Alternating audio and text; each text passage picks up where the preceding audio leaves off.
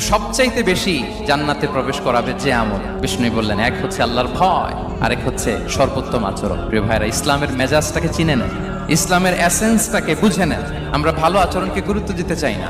অনেক নামাজি লোক দেখবেন নামাজ পড়তে পড়তে কপালে কালো দাগ ফেলে দিছে, বাসায় বউয়ের সাথে খারাপ আচরণ করে, খিটখিটে মেজাজের, প্রতিবেশীর সাথে শুধু ঝগড়া, কলিগদের সাথে ঝগড়া, মারামারি, দুঃসম্পর্ক, এরকম আছে না? নাই বলেন, আছে না?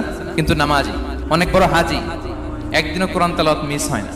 তো এত আবাদত করেও সে ইসলামের আসল এসেন্সটাকে ধরতে পারেনি। বিষ্ণু বললেন, সবচেয়ে বেশি জান্নাতে প্রবেশ করাবে যে দুটি আমল, একটি হচ্ছে তাকওয়াল্লাহ, আল্লাহর ভয়, আরেকটি হচ্ছে উত্তম আচরণ, সর্বোত্তম আচরণ। তো আমরা যেন উত্তম আচরণের অধিকারী হই, আমার স্ত্রীর সাথে যেন ভালো আচরণ করি, প্রতিবেশীর সাথে যেন ভালো আচরণ করি, ছেলে মেয়েদের সাথে যেন আমাদের অ্যাটিটিউডটা ভালো থাকে, আচরণটা ভালো থাকে, কলিগের সাথে যেন ভালো থাকে। বিশ্বনবীর আচরণ যেমন ছিল তেমন আচরণ যেন আমরা গড়ে তুলতে পারি। আওয়াজ করে পড়ুন আমিন। সুনানে আবু দাউদের এক